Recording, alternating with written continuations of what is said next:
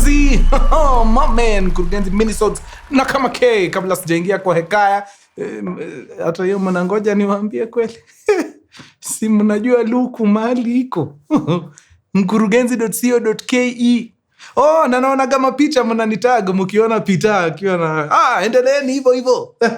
Keep them coming. Ukimwona tu na hiyo mambo yetu, unamtuanga ka photo unanigongea pale kwa mtandao.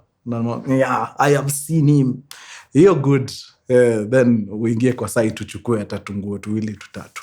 Ndio next time usimpige tu akienda, mpige akikuja kwako. Okay. Movie philiptv.com unaipata pale sana. In fact, unazipata pale sana sababu ni movie kadha wa kadha. And other, fun things to watch. So ukiwa umeboeka pale nyumbani, ingia tu hapo philiptv.com. Kama hata sinema yako, shuhudia, sikia fit. Sawa? Very nice. Now, wangwana, kuna binti hapa amemaliza kidato, amemaliza shule vizuri. Amemaliza school hii, amemaliza college. Yeah. But mwenzetu huyu ikifika ni mambo ya kusocialize kidogo inamtatiza. Unajua kuna wale watu tunawaita introverts. Ni watu ambao kidogo wakiwa mbele ya hadhara inawatatiza sana kuinteract na watu nini. But huyu alikuwa amejiambia hapana, hata kubali. Kama ni kusocialize, ata socialize by force.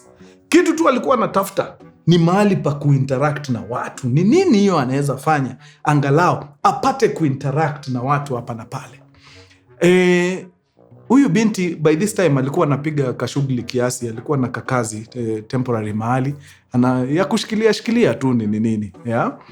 So one time akasikia kulikuwa na aliingia pale TikTok.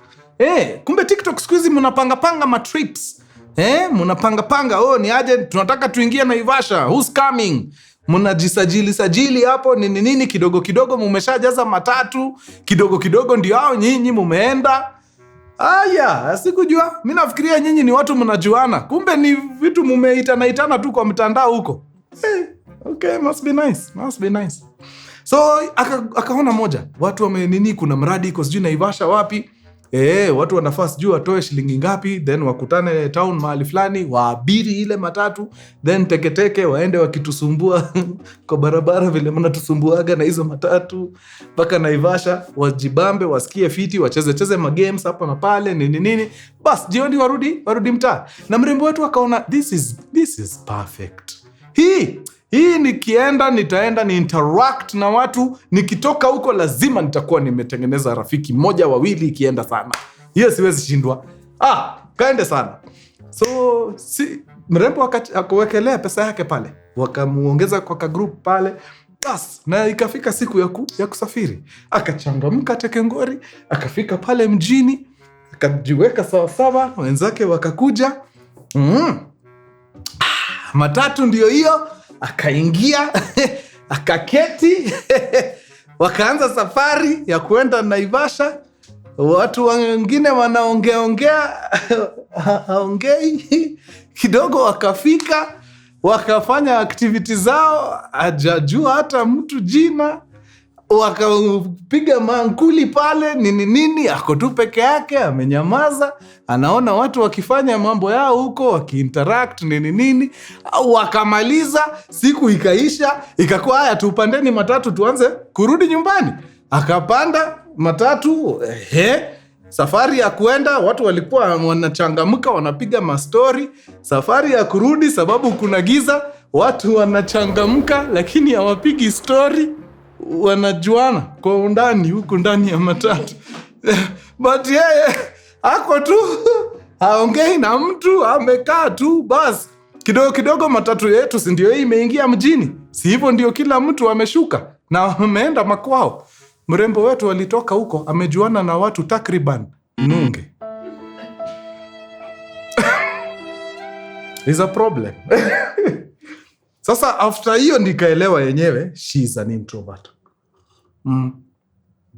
Huyu is a problem. Lakini kuanguka mara moja si noma. It is how you pick yourself up.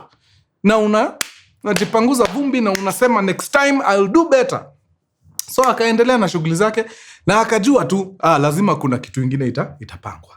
Now, unaona vile walienda hiyo safari huko Naivasha nini? Si unaona ilibidi ukilipa unawekwa kwa a certain WhatsApp group ilicreatiwa. So now the WhatsApp group exists, iko. After a while, kama wiki chache, kwa ile WhatsApp group mtu akasema, si hata tupange basi ka game night. Tuende tukutane mahali hata kama ni kwa restaurant, tucheze ma games nini. Angalau bana imekuwa a few weeks tangu ile ya Naivasha. Tuende tu hata tujuane kidogo. Okay. Mrembo wetu akasema, this is it. Sitoki nunge. Hapa lazima nitoke nimejuana na mtu. Na si ati anatafuta ati mapenzi, hapana. Ni ile tu ku make friends at least. Wakaanza kuwekelea pesa yao hapo haraka fasta kidogo date ishachaguliwa. Yeye amewekelea yake. Bas, na ikasemekana weekendi tunakutana hapa saa fulani. Weekendi ikafika. Mrembo wetu akapiga pamba yake safi nini. Actually, was it a weekend? It was on a Saturday. Yes, it was on a Saturday. So, alikuwa anapiga, niliwaambia anapiga shughuli, anapiga kazi mahali temporarily. So, alienda kazi kama kawaida that Saturday. Then vile alitoka kazi, ikawezi enda shughuli na magwanda ya kazi. Hapana, si lazima kama mnaenda maskan kuchill after hours, si hata unapiga luku ambazo zinaambatana na ile activity. So ilibidi aende home. Okay? Kwenda home, akachange na akaambia mzazi, kuna kazi hatujamaliza hapo kwa ofisi, utaniruhusu nitoke tena magizani niende tumalize hiyo kazi, then nitarudi. Mama akashindwa, ni kazi gani hii watu wanafanya Saturday usiku? Mimi sijawahi sikia hiyo. Alikuwa na mshuku, but akajambia, wacha nimpatie benefit of doubt, we enda tu, but be very careful. Okay, sawa. So mrembo akatoka na akaelekea. Alikuwa amepiga kaskat tu hivi kadogo kidesign, lakini alikuwa na kitu warm juu, hizi vitu oversize mnavaga. So alikuwa tu ako sawa. So akaenda. Hakuna kazi ameenda, si wameenda kukutana na marafiki. Wakakutana town pale Odeon. Hapo ndio ilikuwa maskani ya kukutana. Of course, anaona hapa kwa group hakuna activity, but amefika town. But akaona mrembo mmoja ameuliza, ni nani yako town? Tuendanishe. Akaweka ile emoji, unajua ile emoji? Akaiwekelea hapo. Mrembo akam-DM hapo, WhatsApp akamwambia, ni aje, niko place fulani come. Wakaonana. Si wakaenda wakakutana for the first time. Akasalimia mtu mwingine, wakaongea nini. Mdema hapa akamwambia, kuna wengine wawili wanakam, so tuwapatie dakika 5, au wawili wakikam, si tutakuwa 4, tushike Uber tuende pamoja. Sawa. After some time, dem na Charlie wakakam. Wakakuja wakajiunga na hawa wawili. So kuna Charlie moja na mademo ngapi? 3. Wakakuja wakasalimiana, finally amejua watu wengine wawili. This is very good progress. Wakaitisha Uber, wakaingia kwa Uber, Tekengori mpaka wapi? Mpaka mahali wanaenda kwa ile restaurant somewhere in Kilimani. Wakafika pale, kidogo wengine wakaanza kuingia na bas, kikosi ikajaa. Wakakuwa na siku safi sana. Game night ikashika nini? Hii ni Saturday usiku Kufika hapo kitu kama saa 7. Ikasemekana, it's a good time to go home. Now, wacheni niwaambie vile shetani hufanyaga kazi. Before hiyo saa 7, around midnight, huyu msichana alifika mahali, think ile social battery ilikuwa imeenda chini sana, so akajitoa hapa kwa meza. At least raundi hajatoka nunge, at least akona namba za watu wengine 3, ameongea na watu kiasi hapo kwa game night. Alafu game night inafanyaga mna interact juu ni game, unajua. So alikuwa ako sawa. Hata akajiambia, I think I've done pretty well for today. It's a good time to call it a night. Wacha nijiondoe. So alitoka hapo kwa restaurant mali alikuwa kwanza, akaenda akachill kwa balcony hapo kidogo. I guess alikuwa anaangalia hapa, si ndio naweza itaga Uber. Wacha niitage Uber, ikiwa hapa nitaiona ikifika, nishuke niende.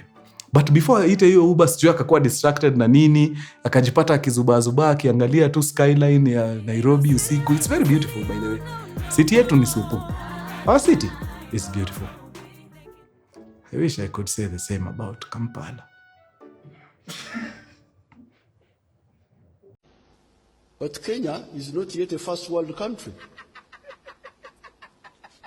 We are still together with Kenya. Haki Kampala inakaaga Mumias. Ama ninadanganya. Haki ukifungwa tu macho hivi uwekwe Kampala katikati, papo utajiuliza, mulinileta Butere lini? Yeah. Anyway, back to our beautiful city. Naweza endelea kuongea nisikie nimegongewa mlango na muhozi.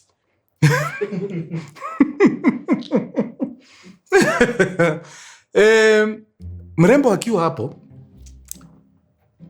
ule rafiki yake walitoka naye town, Odion, ule mwenye walikutana wa kwanza before wajoiniwe na wale wawili, akakuja pale kwa ile balcony akampata. In fact, Udem alitokea tu hivi wakati sasa ndio mrembo amemaliza kwa Dumaya City, ametoa simu afanye nini? Au a place Uber, nini Uber. Mrembo akatokea. Akamwambia sasa, by the way hapa tumefunga, tunataka kuishia. Lakini sasa tutaenda nyumbani saa 7 usiku. Unataka kwenda kugongea mama yako mlango saa 7. By the time unafika actually itakuwa kama saa 8. Hiyo sioni kama ni poke. Tunaweza fanyaje? Tunaweza ingia somewhere, hata kama ni hapa mjini, tushike kitu kidogo, tusikie fiti, then kukikucha tuende. Dema kajiambia yenyewe naenda kugongea madhesa hii kwa nini? Wacha tuende nini? Wacha tuingie tukate kitu angalau. Basi. Hivyo ndio kikosi ilishuka na wakajipata kikosi ya kama mtu 6 hivi. Wameenda kuendelea. A good chunk of them walienda shughuli zao, walienda home, wengine nini, but mahali walienda walikuwa watu 6 from hii kikosi. So wakaingia wakaanza kukata maji. Na unajua hii maji ilianza kukatwa zamani. Actually kitu sikuambia ni pale wakati walikutana Odion ndio wachukue Uber waende Kilimani. Waliingia maskan fulani hapo Moi Avenue inaitwa Back Street. Wakagonga mbio haraka. So I guess actually hiyo ndio ilipatia msichana wetu confidence ya kuongea angalau. So sababu hiyo ya Back Street, alafu sasa hiyo wameingia mahali wanagonga mvinyo yao. Walisukuma mvinyo mpaka asubuhi, mida ya saa 11 asubuhi. Ikasemekana now it is a good time to end, let's go home. Na wakaokota virago vyao fiti, wakalipa bill, kila kitu iko sawa, na wakatoka nje ya maskani ya kukata maji. Ni itao tu hapa. Wakiwa pale nje, sasa sini kutafuta Uber nini, but before wa call Uber, kikosi ya street kids wakatokea. Hao wakubwa, si wale watoi, hata wasi street kids, hao ni street men. Wakatokea. So wakapata hii kikosi ya kama mtu 6 wako hapa. Wasichana ni 4, maboy ni 2. So wakaanza kudai, itakuwaje jo watu wangu, jo mtatusare hivyo bana, si hata mtu shike kiasi, hata tushike chai, mtatutoka tu hivyo wadao. Sasa maboy hapa wanawaambia, si leo buda bana, hata tumetoka huku ndani tumesha hatuna ganji sahi, we tuonane next time. One of the guys au machoko hapo wakaangalia, moja akaona connect chain moja kali sana, na ni kama hao wanaume wawili walianza kususpect juu mmoja alianza kuambia Waresh, wekeni kila simu wekeni mbali, alafu msonge kando, ama boy siwaoni fiti. Hata sidhani alimaliza hiyo statement. One of the biggest street kids alikama akavuta chain ya one of our guys, akatoka mbio. Jamaa kutoka mbio, si street kid mwenzake amemfuata. Huyu jamaa amenyang'anywa chain. Anaangalia sasa shindo itakuaje? Jamaa akamwambia wachana tu naye. Hao anakuaga hivyo. Akasema hapana. Hiyo chain ni expensive sana, siwezi iwacha. Akaingia kwa mfuko, akatoa simu yake, akampea. Akapatia one of the girls. Akasema ni aje, mimi nataka nitoke mbio, niende niende chain yangu mazee. Siwezi kubali hiyo chain niende ni expensive sana. Sasa unaona uboy wa pili amebaki. Na uboy ndio yule aliuona wasichana akiwaambia songeni kando mazee, watu siwaone fiti. But sasa juu boy mwenzake anaenda kuchukua chain, akafeel some type of way kuacha tu kijana aende apambane peke yake, na yeye pia ni ndume. So akasema, you know what? Hata mimi simu yangu shikeni girls. Kaeni tu hapa, ni safe hapa, hakuna mtu atawasumbua. Wacheni nifuate huyo jamaa, twende tukarecover hiyo chain. So the second guy akafuata. So maboy wawili wamekimbiza wale parking boy wawili. Na wakaenda wakaingia machuo makona huko na wakatulia. Sasa wasichana wamebaki hapa nje, wako karibu na soja hapa, wanangojea. Wakangoja. Walitoka hii baki kitu kama 5. Maze karibu 5:30, 5:40. Wase wajarudi. Mpaka wanashindwa, kwani nini ili happen? hata kama ni kuendea chain by now wanafaa kuwa hata wajamaliza hiyo wazo kidogo wanasikia mazee watu wakipita wakiongea bana na vijana wanatandikwa hapo nyuma. Niwezi nani huyu anaiba Sunday asubuhi? Wakashindwa. Ni vijana wetu wanatandikana ama ni vijana wetu wanaweza kuwa wanatandikwa? Wakajiambia hapana, tuweze endelea kukaa hapa. Wacha tuende tuone ni nini. Maybe ni wasee wetu. So wakaenda. I think waliuliza hawa wasee ni wapi hapo ndio watu wanapigwa, wakadirectiwa. So wakatoka wasichana watatu chop wakaenda. Kwenda kufika huko wakapata majamaa wao ndio wananyoroshwa. Kumbe ama jamaa vile walipatiana masimu wakatoka mbio wakikimbiza machokora. Walienda wakafika mahali mbele wakapata mjamaa pia amevaa hiyo jacket ya black kama tu chokora mwenye alinyang'anyana chain, like from nyuma ni yeye kabisa. So hawakungoja, walikuja kama wamemuingia ile flying kick, unajua ile reso ile chini wakamkanyaga proper. So vile anakanyago si jamaa anapiga nduru deadly aje, maze nini kama mnaniibia simchukue tu, mbona mnanipiga? So hiyo nduru yake ikafanya wase walikuwa around wakaanza kukama. Unajua hata kuna koga tu na watu tu, yani hata hizo masafa ni fani. So wase fulani wa pikipiki walikuwa area wakaanza kukuja kucheki rada ni gani. So wase wa pikipiki wanakam, jamaa hapa chini anadai maze asa wananiibia simu na badala wachukue wananipiga. Ndio ama boys mazee wanageuza jamaa. Haki ya Mungu si wale chokot. Ni mzee wa miaka 60. Alikuwa tu shughuli zake hapo akajipata in the line of fire. Wewe. Wacha nikuambie au watu wa bodaboda walichangamkia hao vijana. Waliwatandika vitangori. Kitu iliwasaidia ni kulikuwa na makarao wanapiga patrol na Land Cruiser somewhere hapo tao. Wakasikia hiyo commotion ni nini wakakama. So by the time hao wasichana wanakuja kufika hapa kwa scene, wanapata jamaa wale maboy wao wameshabembelezwa na watu wa bodaboda, makarao wamewarescue, wanawapandisha nini? Mariamu. So mademo wanafika hivi vijana wamepigwa deadly, wanapandishwa Mariamu. Pamoja na mzee wa kuumizwa, I think yeye aliwekwa kwa bike akapelekwa hosi. So si Mariamu inatoka, inaenda. But as Mariamu inatoka inaenda, kuna msee ana notice, anacheki hao madem. Akasema, madem na wajua walikuwa na wanaume. Hawa ndio wanasaidia hawa wanaume. Wanaume wakiiba wanapatia hawa wasichana washike hizo masimu. Na kidogo wanapatikana wako na mafoni. Hizi mumetoa wapi? Pia nyinyi mko na hawa wanaume. Imagine msichana wetu hivyo ndio alijipata ameingia kwa ngori na watu wa bodaboda. Mungu ni mwema. Watu wa bodaboda waliweka huruma mbele, hawakupapasa wasichana juu ilikuwa ni wasichana watatu.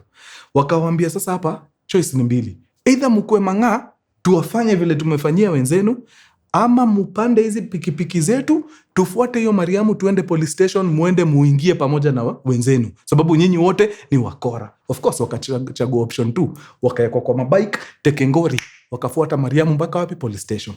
Mariamu inafika hivi, wale wanashukishwa, madem ndio hao wanaingia na yani convoy ya mapikipiki. Shida iko wapi? Hawa wasichana wako pamoja na hao mandume. Hawa ndio wanaibia watu town. Very nice. Kujeni hapa. Makarao wakashika wasichana ndani. Female cops wakakuja kwanza nini wasichana kuchekicheki kwa nini, masimu zikapatikana hapo za wale wanaume zikawekwa kando. Nini mara hiyo hakuna kujitetea, kiatu nje, mishipi nje. Na hivyo ndio Sunday ilipata watu wakisherehekea maharagwe ndani ya police station hapa town. Sasa ni simu waanze kujaribu kubeg, manzeni tafadhali wacheni tupigie nani. Hiyo siku by the time inakuja jioni ndio wanapata namna ya kupiga simu. Akapigia mama yake. Na unajua alikuwa amedanganya mama yake anaenda kazi. Sasa ameokotwa nje ya baa saa 12. Hiyo ni kazi gani ulikuwa umeenda? But ilibidi apigie mama, amwambie kimeumana. Kuja wapi? Police station. Mama akakam. Akasikiza mambo nini. Bas wale maafisa wakamwambia sasa ujue sisi hata hatuna problem. We jua tu hawa magaidi wametandika mzee huko nusra afe. In fact tunashuku sahi yuko kwa mashini yanaongezwa vitu. Sasa huyo ndio atadetermine kama hao wanaenda ndani na robbery with violence ama itakuwa namna gani. Mambo ikakuwa ngumu. Wasichana wetu wakalala tena. Monday kawapata huko. Sasa ni negotiations. Wazazi wa hawa wasichana na hawa maboy, ule mzee atafutwe, abembelezwe, nini, aongeleshwe, itakuwaje? Ikasemekana kila mtoto alete 100,000 ndio mzee asikie fiti. Sasa na wako wangapi? Karibu watu kama 5. Actually walikuwa 6 people. Sasa 1,600, Jesus Christ. Maanze wakajaribu kuongea nao, but one of the parents, I think actually ni mama ya huyu msichana wetu huyu, alikuwa anajuana na mtu influential. So akakoli huyo mtu akamwambia ni aje, watoto wetu wamejipata kwa blanda, kama unaweza bembeleza ama ofisa, hebu wapigie Joe uambie, tusikizane tu, hakuna haja watoto waumie. So huyo mtu influential ambaye sijui ni nani, ndio ilibidi achangamke akuje mazee asikize watu wa makarao waongeleshe. Na eventually ikasemekana kila mtu atoe 20,000. So wakiwa 6 ni 120,000, iende ipatiwe nani? Yule mzee juu ako huko hospitali, na of course kutakuwa na bills za kulipa huko. So ikabidi wazazi waingie kwa mfuko watoe 20k. Kitu hatuko sure ni kama huyo mzee alifikiwa na hiyo pesa, but wana hope ilifika. Na hivyo ndio waliweza kutoka jela Monday jioni. Nusra waongeze maharagwe ingine jioni. Na unajua Sel ni hatari. Sel, breakfast mnakulaga na giza, sapa mnakula na mwangaza. Unajua hivyo? Sapa kwani saa 9 hujakula sapa unafanya nini? Saa 8 inafaa kupata umeshatandika sapa yako safi. Uende usingizi. You have plenty of time pale ndani. Anyway, hivyo ndio msichana wetu alitoka kwa nini. Sijui kama hiyo uoga ya kusocialize ilimtoka. I don't know, because one moment unaogopa kuchukua namba, the next moment unaongea na kila mtu, kuanzia magaidi, wafungwa. In fact, wakitoka waliacha madam fulani hawa wauza nyama, wanaokotangwa sana usiku. Limuacha hapo mazee. Dem ni gaidi amezoea hiyo. Haina mambo, mimi nitatoka tu kesho. Acha tulikuwa tunapigana na customer wakanileta.